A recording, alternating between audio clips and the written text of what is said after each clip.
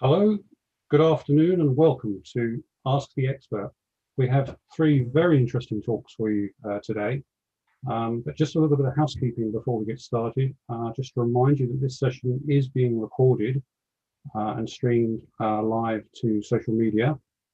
The talks we have today are from three very interesting people. We've got some very interesting lines of work.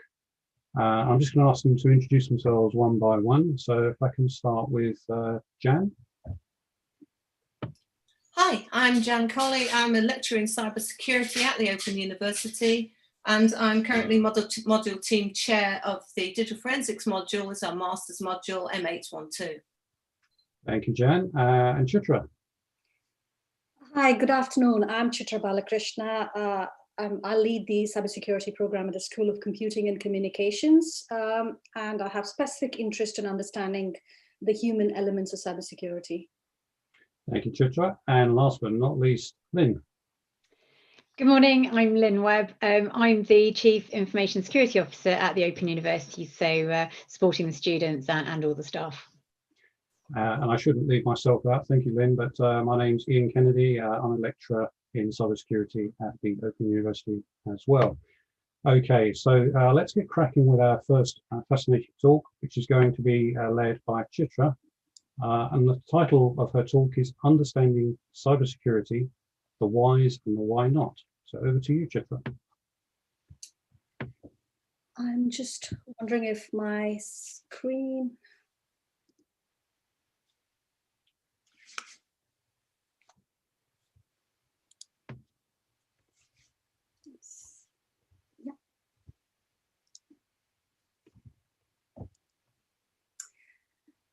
Can I confirm my screen is visible to everyone? That's visible. Thanks, Chitra. Thank you, Ian. Good afternoon, all. Thank you for joining us. The title of my talk is Understanding Cybersecurity.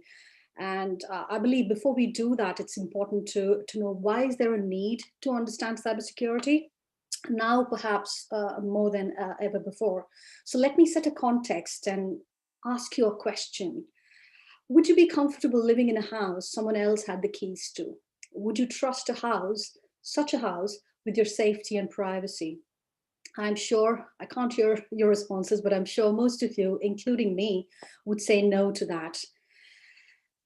It's not internet, can be related to being such a house. It's not to say not to enter the house, but to be aware, it's important to be aware of the hazards of entering such a house and how to keep yourself and your valuables safe in such a house. And why do I say internet is not secure?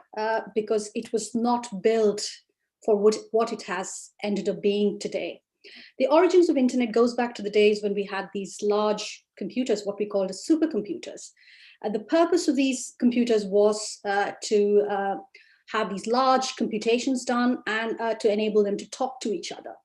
As soon as two computers could sort of talk and transfer communication between each other, we had a network, and the network grew gradually until we had the personal computers, or what we call as the PCs, emerged in the 1980s, and then the internet exploded.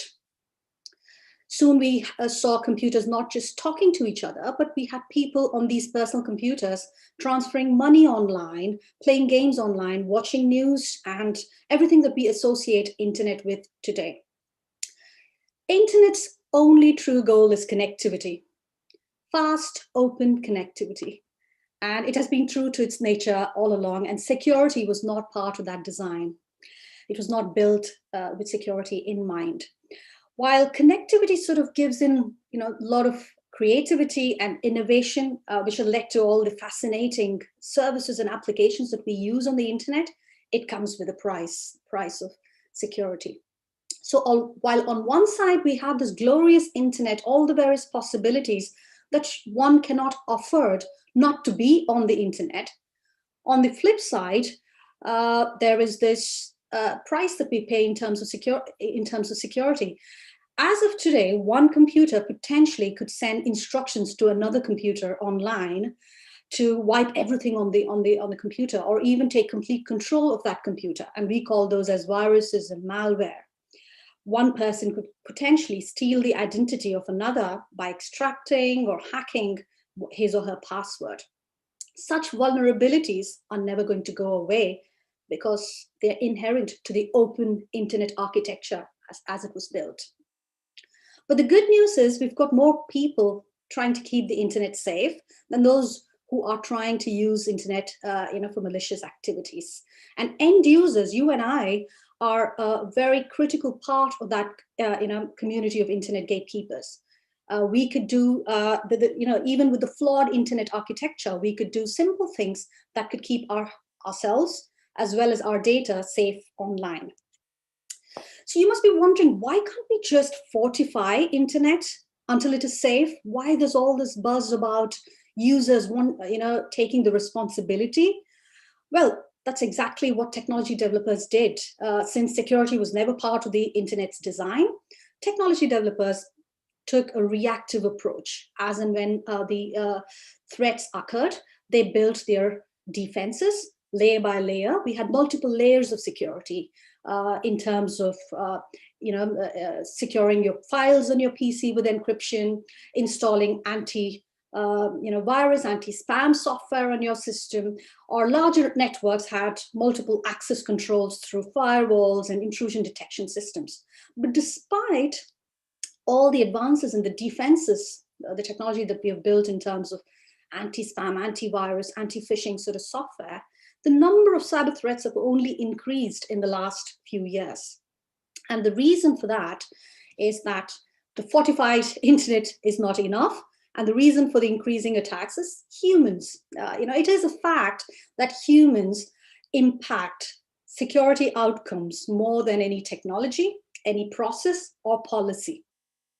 Humans are the center of this vicious cybersecurity cycle, if I could put it that way. The statistics quote 95% of the successful cybersecurity attacks are caused by human errors. And on one end, there is this target on the end users, the humans being the weakest link of the cybersecurity chain. But nobody says, why are the humans the weakest link in this? In my view, the challenge with the end users, if I put myself as an end user, the challenge is cybersecurity as a problem is not quite well understood. It's an intangible problem. So when you don't understand the problem, you don't necessarily understand the risks involved with that problem. So therefore, certainly the end users are not aware of what's a risky behavior or what does it take to stay safe online. So it's a vicious cycle, and the lack of awareness doesn't help in the situation. Security is a teamwork. It is time that large organizations, technology developers, and end users, individuals, start seeing it that way. It's a teamwork. So what is at risk, for end users? What's at risk is your online identity. The online identity basically consists of all the personal information that you have shared to create an email, to create an account in your app store, your music store, all the online financial transactions that you conduct. All of that personal information is forms your online identity. And your online identity is the new digital currency. I've plugged a screenshot from the dark web. The hacked accounts of your personal information from some of these popular brands are being sold on the dark web for this price. The slide itself is about 2 years old. These prices may have changed. In fact, 2 years ago, Amazon and eBay, the stolen personal information from those brands would be sold on dark web for $165, whereas the PayPal accounts, when stolen and sold on the dark web, was sold for $710.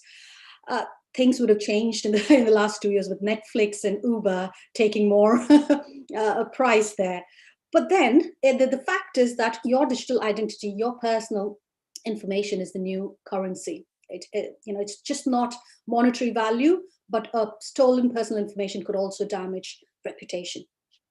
So you should know when you're online, your digital identity and online activity is being tracked and saved. A free service or app normally tracks both digital identity and online activity. When you register with your online service, the service maintains a copy of the digital identity. The service tracks your online activity when you're using a specific service. It's important you know what the service provider stores and how the data is being shared across other third parties. So both, and it's quite clear that your digital identity and your online activity is valuable. It's got commercial value. So how can you stay safe online? By acquiring certain good cyber behavior, your cyber hygiene, as we say. Most importantly, staying informed of the risks, what to do in case of a cyber attack, and how to report a cyber crime or an attack. But most importantly, on the devices, the phone, the computer, and various other devices that you use, it's important to have the latest software and all the various defenses, the layers of security that I mentioned earlier. When you're browsing, when you're actually online and connected, make sure you access secure sites, share as minimal personal information as possible as required, log out and sign out of various services and applications, lock your device in terms of using secure routers, secure phone, have PIN and passwords. Most importantly, last but not the least, with the passwords, use strong passwords, no reuse, no repetitions. Try and use password managers, which is the current vogue. But I'm sure my colleagues will talk a bit more about the various cybersecurity behavior, various practices that would benefit an end user. In terms of, sorry to interrupt, Chitra, you've got a couple of minutes left. Thank you, Ian. Yes, as part of my work as a cybersecurity educator, I've always believed cybersecurity education or training is not a one-size-fits-all. It needs to cater to the individual's understanding and perception of what security and risk is. And as part of this work, I'm currently leading a project called Gamified Intelligent Aptitude Skills and Skills Training course, funded by Nesta and Department for Education. The course itself is going to be a free course hosted on the OpenLearn, and it will be launched on the 4th of January 2021. My colleagues are going to share the link for you to pre-register for this course prior to the launch, if those of you who may be interested. It's an introductory course on cybersecurity, 24 hours of learning spread across 8 weeks. And on completion, the learners will receive a digital badge. And if you do meet certain other eligibility of the funder, you would have other takeaways in terms of opportunities to certify with Cisco and opportunities to engage with potential employers. The novelty in this project, of course, is adapting the training to suit the learner's needs. What we've used is, we call them as game-based assessment, use games to assess an individual's learner's current knowledge in cybersecurity, and using learner behavioral analytics, personalize the training content to suit the learner's needs. That's the novelty in the course, in the project itself, and we hope it will be effective in training as many and creating awareness amongst the end users. So yeah, that was my talk. Thank you for listening. Happy to take any questions after my colleagues have had their chance to discuss their topics, and that's the link to register to the course. Thank you all. Wonderful. Thank you for that, Chitra. That was a really interesting talk, and it's generated some very interesting questions, which we will get to, as you said, at the end of these 3 talks. So I'd like to move swiftly now over to Lynn, who's going to give us an interesting talk on cybersecurity and what this actually means in practice. So over to you, Lynn. Thank you very much, and hopefully you can see my screen. Yes, we can see that. Thank you. Fantastic. Thank you very much. It's great to be talking about this today, because I'm very much a practitioner, and in my role as the CISO for the OU, I try to work as closely as possible with the faculty, because I definitely think we should be learning from the cutting edge research and the teaching that's going on, and really my role is very much to operationalize the theory, if you like. So I'm going to talk about what this does mean in practice. I'm going to cover really these three things. I'm happy to take questions on a range of topics, but really, you know, decoding security, you know, how do we talk about security? Risk and more risk, you know, it won't surprise you perhaps to know that I think this is the heart of my business. And really something that's really important at the moment is turning that negative perception of security into something that's much more positive. So decoding InfoSec, when you're an expert and you're a student or you're just got an interest in information security, you just get it. I spent 20 years in the military. Security was something I took for granted, and often, you know, it's about, for me, I wouldn't question the fact that if I thought I'd left something confidential open on my desk, at the end of the day, you know, I would make sure that I turned around, went back and sorted it out, or as a minimum phoned someone up. But, you know, that's because security was in my DNA. I had 20 years of doing security. That's not the same for everybody, even though, you know, the internet is everywhere. As Chitra described, you know, security was kind of bolted onto it. It was retrofitted. So you know, really understanding what we mean by it and is a priority for me. So I find that I have to talk about it in more than technology terms, talking especially to, you know, the board, people who own my budget. Or, you know, actually, if I want more budget, it's not about what technology or what gadgets I'm going to buy. It's about the benefits that it's going to have, so the effect it's going to have. I think it's important to understand that information security, for me, obviously that wraps around cyber, and that helps us become more cyber secure. It's actually all types of information that is vulnerable to cyber, whether it's spoken, whether it's digital, data, written. You know, it's quite old-fashioned in many respects. It's about, you know, the confidentiality of something, the integrity of something, the availability of something, and that something is all types of info.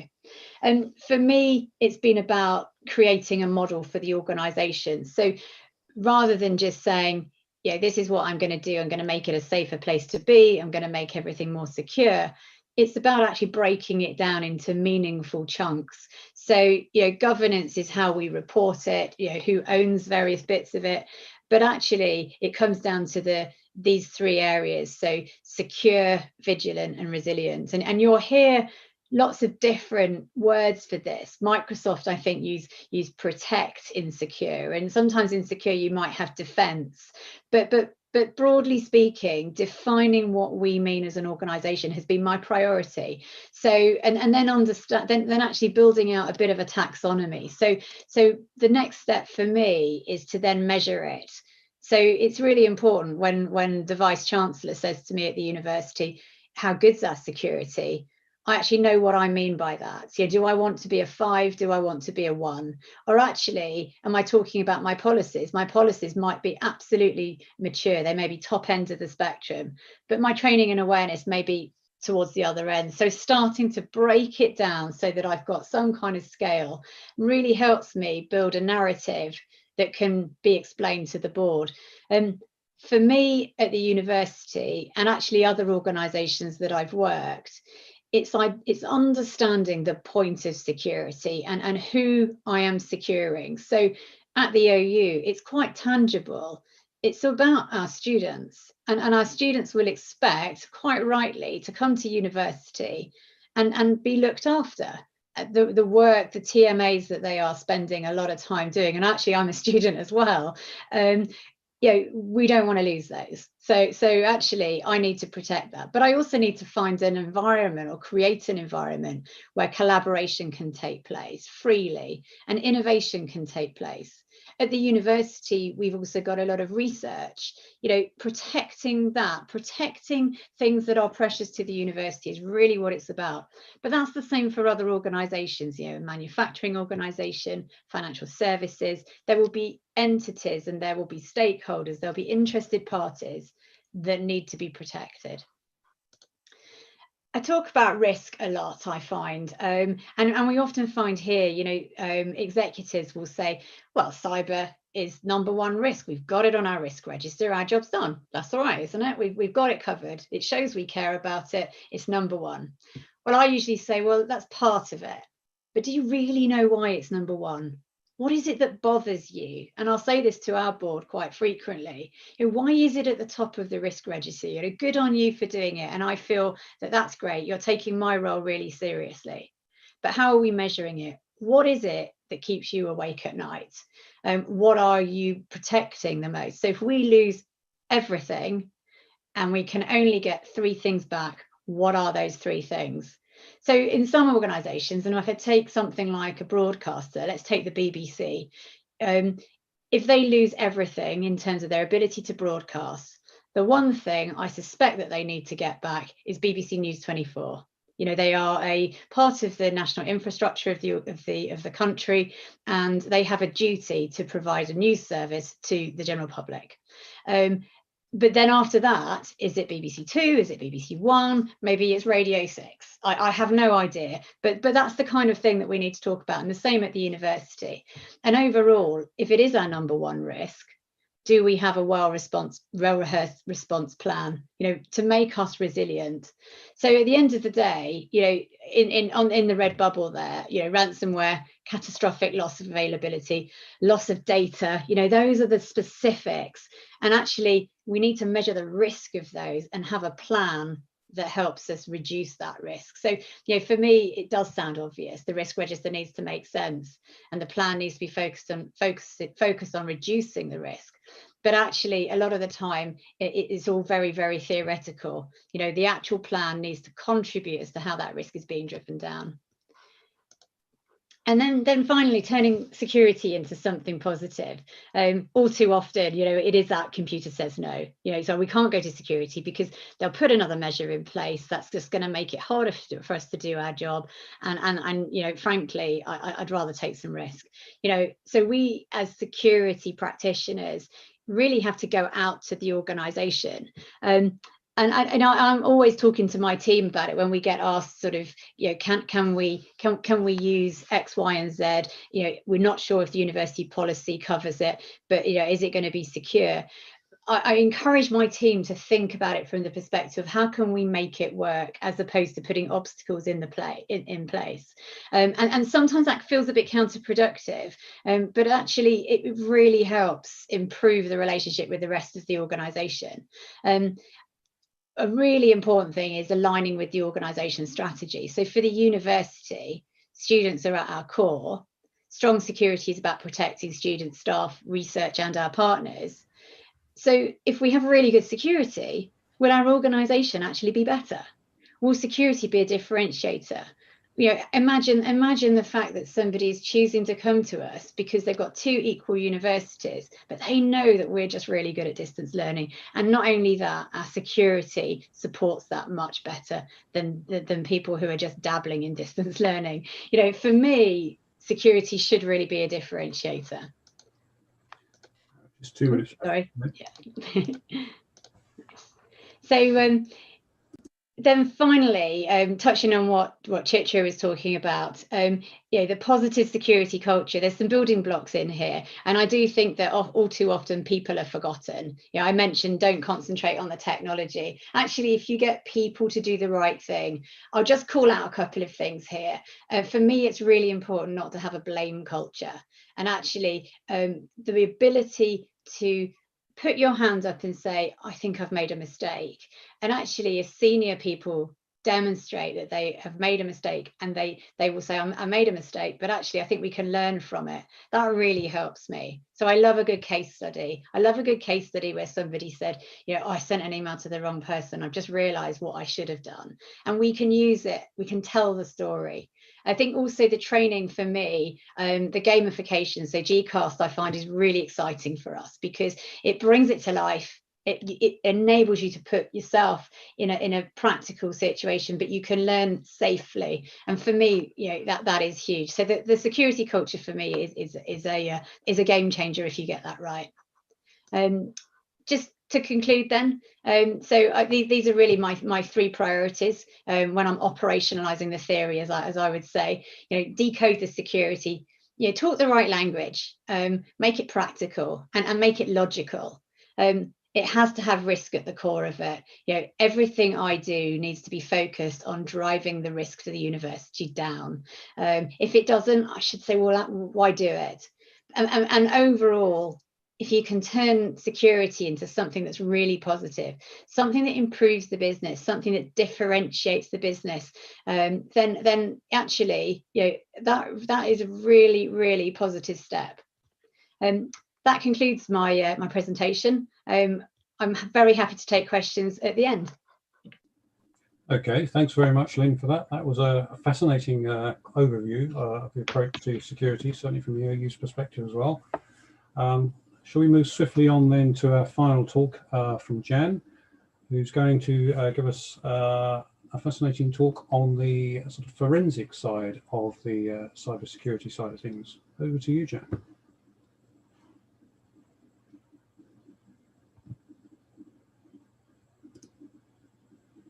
Okay, I think you're muted still at the moment, Jan.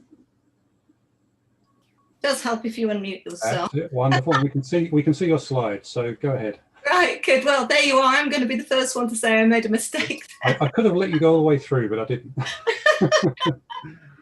Yeah, impressed you will be. Okay, well, everybody's been talking about cybersecurity. Obviously, part of what I do is cybersecurity. How do I know about cybersecurity? Well, because I know how to hack and attack things. If you're a digital forensics specialist, as I am, and I've come to the OU out of industry, you've got to catch the bad guys or gals. You've got to know how to do it yourself.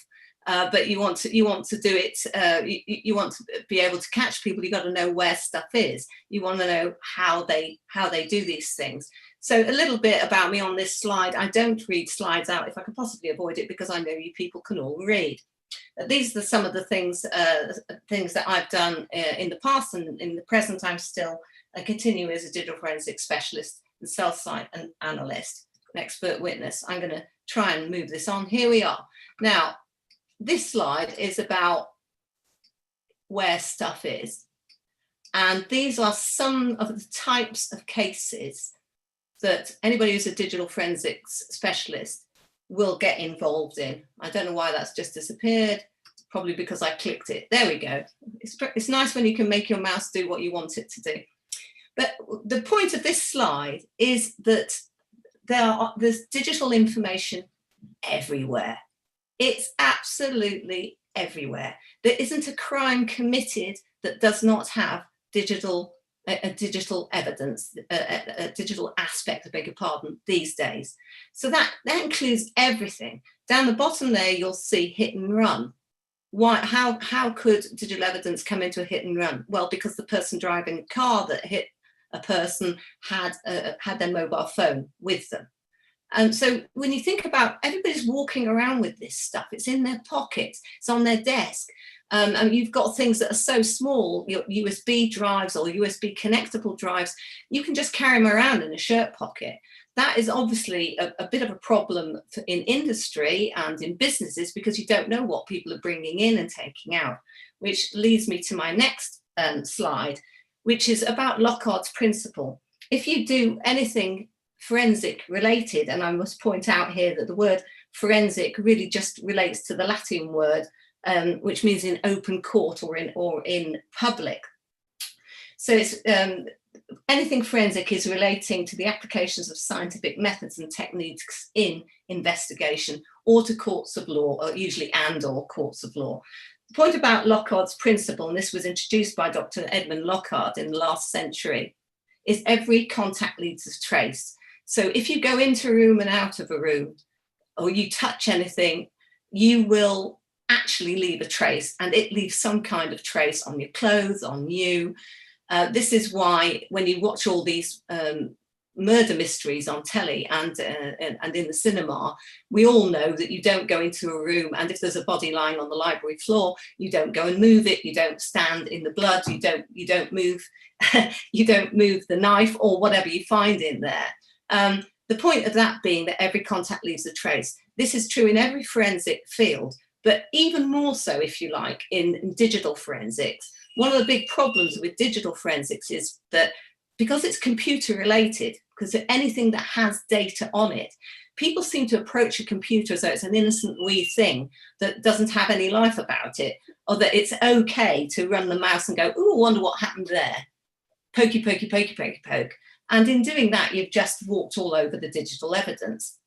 So bear in mind, every contact leaves a trace. Where I'm going with this is to think about what your digital footprints, or what you leave online, because how people like me and Ian in the past, when he was in the police doing this sort of thing, how we guys find out what people have been up to is because everything you do, virtually you sneeze in the wrong direction and something will be kept somewhere on some piece of digital equipment.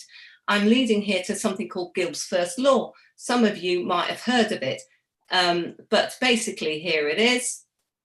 Humans are more unreliable than anything else. This leads back to Chitra's point that I'm afraid humans will always try and think of some way around something. They'll always try and get over. You put a restriction in their way, they'll find some way of getting around it, because we're clever and because we don't like being restricted. But it does cause a problem for cybersecurity, as the other two speakers have already identified. But this one I like to use because it's a bit of a funny one. So we're living in an age where information is everywhere, as Chitra was talking about. And all right, there's the obvious places like your laptop, your tablet, your mobile phone. Lots of other places that maybe that you perhaps haven't thought about. I've put in this picture of the cell site tower because, again, back to this, you've got your mobile phone on you. Everywhere you go, a trace of that, it in your pocket, it with you, is being monitored, if you like, not in a horrible way. It's being monitored by some cell site so that you can hold a conversation.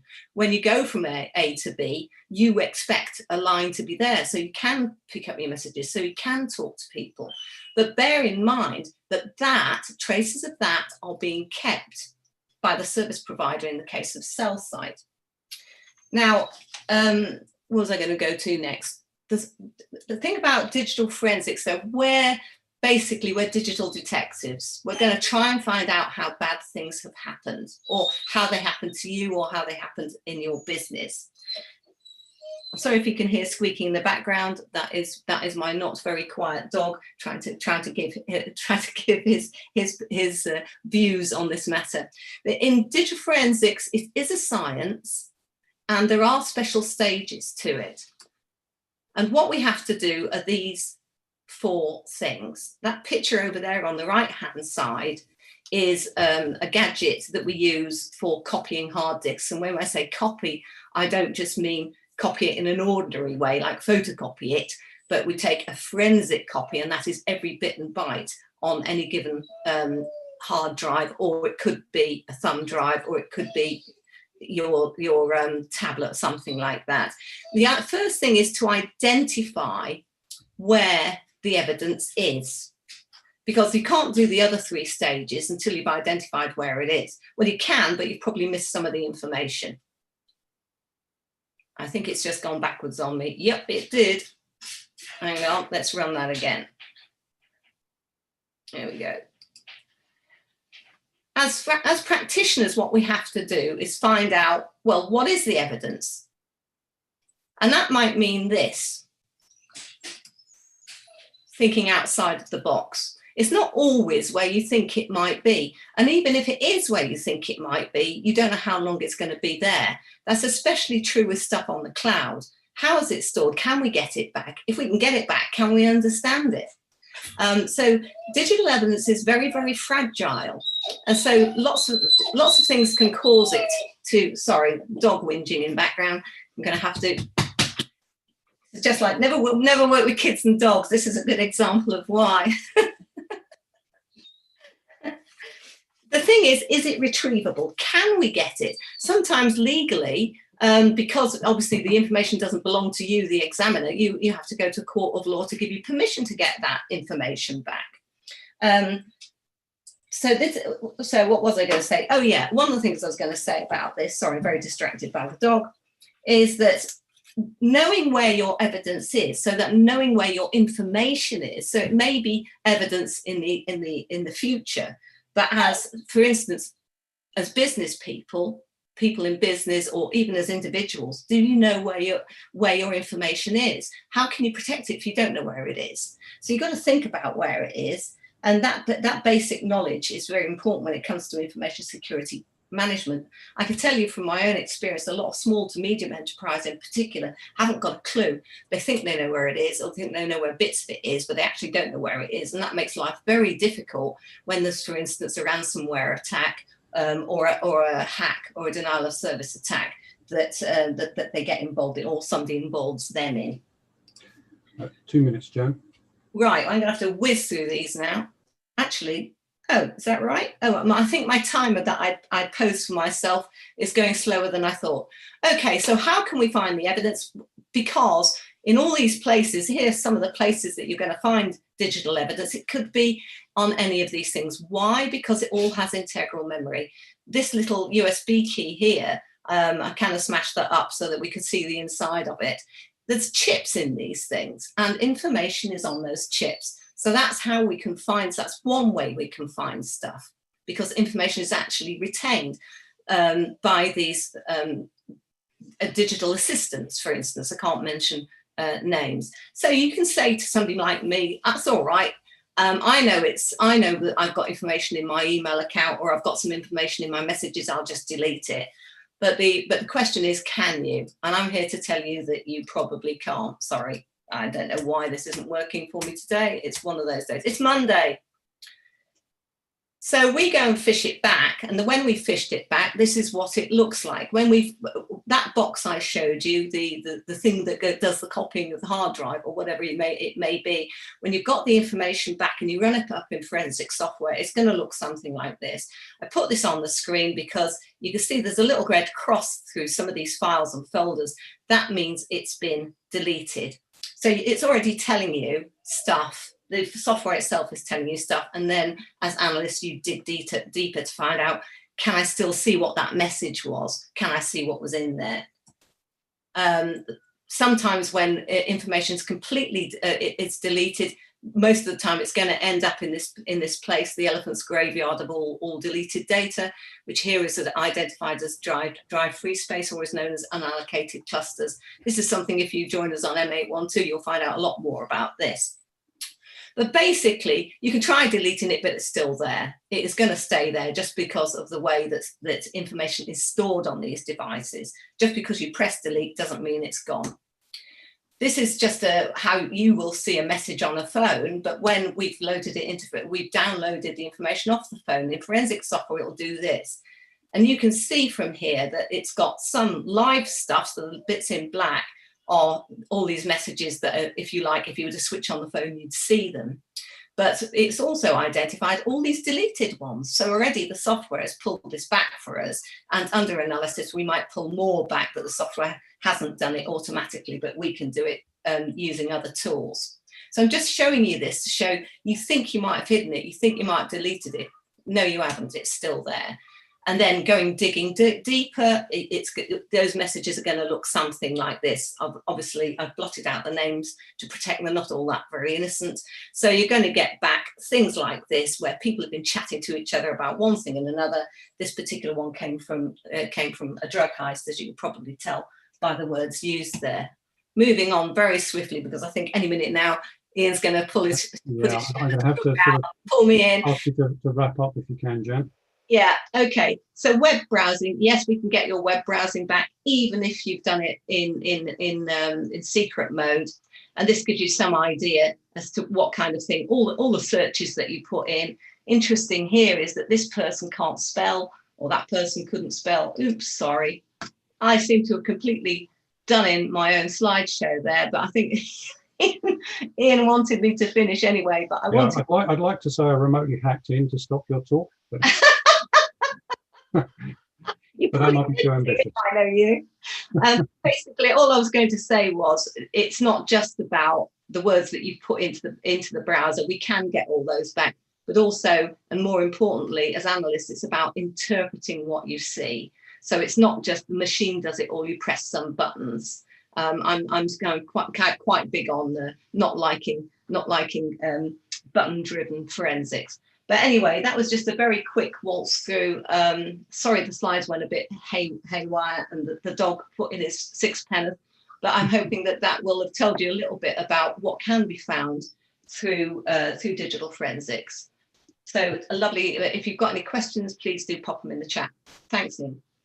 Okay, thank you very much for that fascinating and very detailed talk. We've got some time left now for some questions, and as I said earlier, there are quite a few questions that have been coming in. So I'm going to read these out in order that we've received them. We did have a pre-event question from Richard, who asks, as a clinically vulnerable person, I have had to allow a lot of personal information available to many people to access the support that I've needed during the pandemic. This concerns me. How can I find out who knows what and have them delete the information and be confident that they will? It seems to me now that everyone knows my medical history. So that's a question I think I perhaps could put to Lynn, if you could answer that. Yeah, of course. I mean, and this is, I think, a good example of the link sometimes between information security or security teams and GDPR and the regulations and the rights we all have to protect our own personal information. So especially if it's sensitive. So my depending on the context of this, and obviously I don't know the specifics, but I understand the broad context. I think it's worth remembering that everybody has a right to erasure and the right to restrictions over how your information is used, and the core principles are around it's only used by the minimum number of people that need it. So the minimum number of people should have access to it, and it should only be retained for the minimum amount of time that it is needed, when that is in use. My suggestion is always whoever you were passing that information to, it is their responsibility. They are handling and they are processing your data, and really it is absolutely clear. It's regulated nowadays through GDPR, and GDPR is there to protect us. It's not, we don't comply with it just because we want to tick a few boxes. It is just the right thing to do. So my advice is go back to those people with a copy of the regulation, and then the ICO, the regulator's website, has got some really good, very, very sort of specific, very concise definitions in there. I mean, if it's the university, then our help desk will do that, because we have deletion and retention policies in place, and every organization should have that, and they will all ensure GDPR compliance. So yes, you would like to assume that everybody is doing the right thing, but I would always call the help desk or your point of contact, whether it's a tutor or if it's a different organization. Hopefully that helps. Okay, thank you, Lynn. That was a very comprehensive answer. So hopefully that's answered Richard's question. The next question I have occurred during Chitra's talk, and Scott asks, why is antivirus software called antivirus software when it is actually anti-malware software? Okay, interesting question, I must say. Antivirus software, perhaps, its legacy, the name is carrying on. And currently, we have an all-in-one sort of software. We've got a software that does a lot more than sort of detect viruses. So I think it's the naming is its legacy. It's a very vendor, the first vendor who created the software, the first generation of antivirus software was virus related. So I agree, a more generic term of anti-malware is more apt. And as I said, today these softwares are all in one sort of software. They do a lot more than detecting malware. They alert you for phishing and other, email screening, as well. And they are well integrated with your other applications that you use on a typical personal computer. Okay, wonderful. That's a very comprehensive answer. Thank you very much, Chitra. Another question from Dane was, do you need to understand coding or programming to be able to detect the sort of this bad behavior, bad activity in this profession? I can start, and I'm happy for Jan and Ian, yourself being a cybersecurity educator, to pitch in. Cybersecurity as a discipline has got a wide set of technical, non-technical requirements. So one of the misconception, perhaps what has led to the skills gap within the cybersecurity sector, is this myth that it's highly technical, highly sort of geeky and complex subject area, including the need for programming. So my answer to your question, short answer, is you certainly don't need programming to learn and also work within the cybersecurity sector. But there are certain roles within the cybersecurity sector which will require knowledge and familiarity with certain programming languages or scripting languages. But no, it's not a mandatory requirement. Yeah, I agree, because I think a lot of activities, both in forensics and cybersecurity, can be facilitated, made easier by being able to automate things, as you say, writing scripts. So that coding knowledge is very useful, but it's not essential, as you say. Another question which I put to the panel, all of us as a whole, from Davin, with cybersecurity, don't we have to be careful that whilst we want systems to be secure, we also need consumer-facing software to be user-friendly? Anyone got any thoughts on that? I think there is a problem with how far do you go? And I think Lynn, Lynn spoke about this during her presentation. There's a point at which you can keep something secure, but then if you just prevent people from doing their jobs, you've failed, or you've just made them so annoyed they're going to find a way around it, then also you've failed. So it's a very hard balance to achieve between securing something and stuff, your data or environments up, but allowing people to do what they need to do. Yeah, I think that's a very valid point you make there, because it's not just the risk of preventing people from working, but also introducing a security risk. Because the point that was made earlier is that people feel obstructed, they will find ways around things. So it is a delicate balance between the two. Yeah, can I just, I for us, I find in any organisation that is introducing new capabilities, it's a little bit like, if we imagine if we were designing the internet today, security would be a work stream in its own right. It would be an objective of rolling out the internet as a new product. And I think now when I get involved in new products, new softwares, even if it's an upgrade to an existing system, it's that secure by design. They also have a term, privacy by design. And actually, I think the two are really, really, really useful kind of, playmates, if you like. They should work alongside. So it's getting in at the early stages. And I think you can only really do that if you understand how security is helping. There's some interesting research by a professor called Angela Sass, and I think she was at UCL, but I'm not sure where she is now, but she has a sort of an idea around the percentage of an employee's time that should be spent doing security. If it goes above that, then security starts to take up too much of their time. And I think those sort of principles are really useful. Yeah, that is a guiding principle, yes. Just to add a tiny point to that, Ian, absolutely. What I think is missing in terms of creating new software that are user friendly, but at the same time do the security job that they should be doing, is taking on board, making solutions, technology solutions, user centric, taking on board, co-creating those solutions with users as co-creators. And this drives me back to the statement I made in terms of security being a teamwork, and that being driven right down to all the players, stakeholders involved, technology developers and end users acting as a team. And that's where things are going to solve some of these issues. Absolutely. Rachel asks about database servers and whether are there risks with database servers largely due to humans being the weakest link, as was brought out in one of the talks. So I think the answer to that question is that any system that's been designed by humans is going to have inherently those weaknesses in the system. Does anyone have any different views on that? No, I don't have a different view, but why database systems in particular?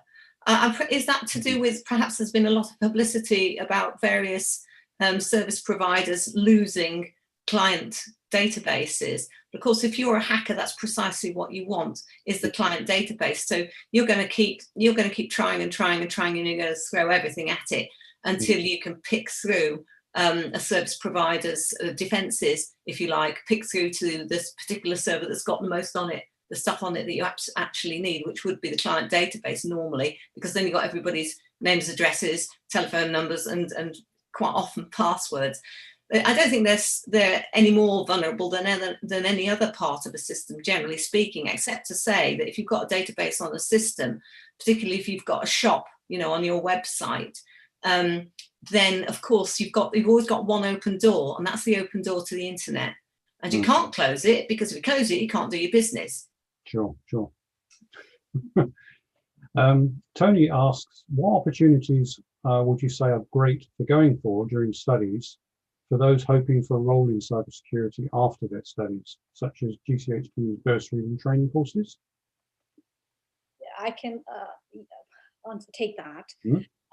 Cybersecurity is an emerging sort of growing discipline. The career is being currently career pathways within cybersecurity sector is currently being streamlined by various initiatives the government has taken. So one way of planning for a cybersecurity role or a cybersecurity career is a degree in cybersecurity. And those degrees that are accredited by these agencies, such as the GCHQ or the NCSC, align with what the industry needs, align with what the real world demands are.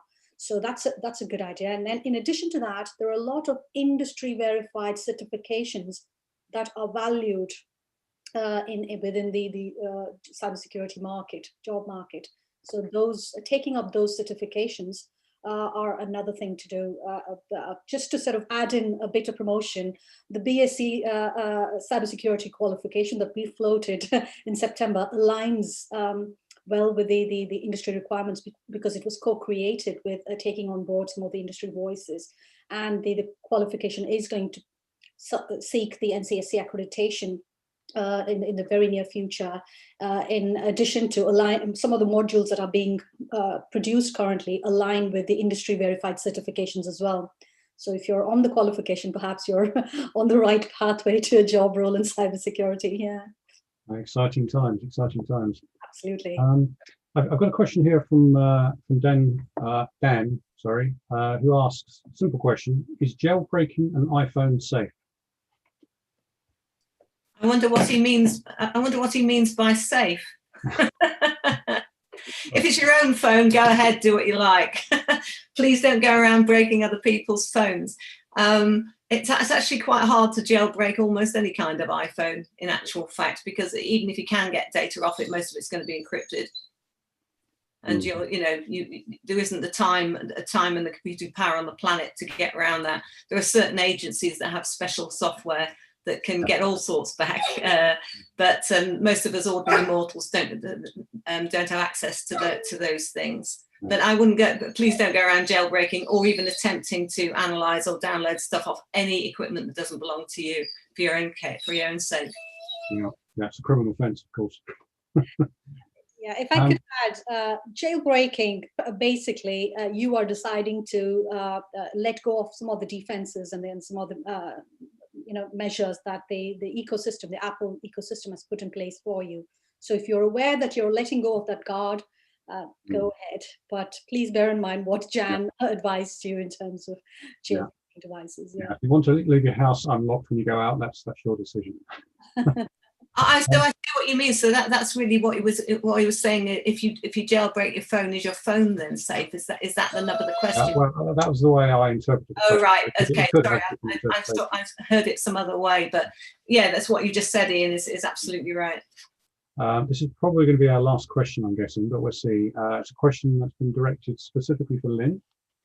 Was your military role related to cybersecurity? I'm currently serving in the army and looking to move into a cyber role. Any advice for me and perhaps others in the same boat? So that's a great question. So when I joined the military, I don't think we really knew what cyber was. and my role was to do with radar. I was a an information security officer on various squadrons, but it was always an additional duty because I think, as I said, it's kind of in our DNA. When I look back, I now realise I did an awful lot of cybersecurity, whether it was electronic countermeasures, all sorts of working with data links. I mean, the theory of how data links work, especially with time slots, very, very similar to what I deal with now. So no, I didn't work in cybersecurity specifically, but yes, I did. I had a cybersecurity role every day because that was what my trade and my branch sort of dealt with. In terms of what's most useful, I think, if at all possible, some of the online training courses, whether it is with the OU or whether it's some of the other recognized courses that are out there, are just useful to kind of help you with that translation. So I think it's important to transfer your skills, but speak the right language, because a lot of the skills that you will have learned will carry you forward. I think that and I'm happy to share them afterwards, but there's some really good sort of publications on how you take your military skills and then how you translate them into something else. I think work placements is a really good idea, but I think also bear in mind the broad spectrum of cybersecurity. So my route into cybersecurity was through the policy and strategy side of it, but also the resilient end of it and the response side of it. So all good military individuals will be good, will understand the term, red teaming and tabletop. So a lot of what is very useful nowadays is that piece around, it's not a matter of if, it's a matter of when. And actually organizations, especially corporates, will get judged on their ability to bounce back from a cyber. So drilling non-cyber people in terms of how you respond to a cyber attack and how you triage that, they are all skills. And so I think for me, there are lots of options. I'm happy to sort of talk through some of them at a different time, but I think looking at the Career Transition Partnership, looking at certain websites like that. Another website to look at would be, if you just Google veterans work, there's some really good document. I'm slightly biased because in my last role I sort of co-authored quite a lot of the papers on it, but there's a lot about transferable skills. So I would say many options and very transferable skills, I would assume. Wonderful, thank you very much for that. And just before we finish, Jan, it seems that your dog is something of a celebrity and people would like to know the dog's name. The dog's name is Frankie. Frankie, okay. Well, on that final note. And no, it's not one of my passwords. Good follow-up. And on that note, I'd like to thank everyone for their time today, and some really interesting talks and some very interesting questions and responses. I'd like to wish everyone well, and do reach out to us for any follow-up questions you have. I'm sorry we couldn't get through all of them in time, but I'm sure we can probably get back to you individually, one by one, to address any sort of burning questions you have. So with that, I'd like to say thank you very much and goodbye.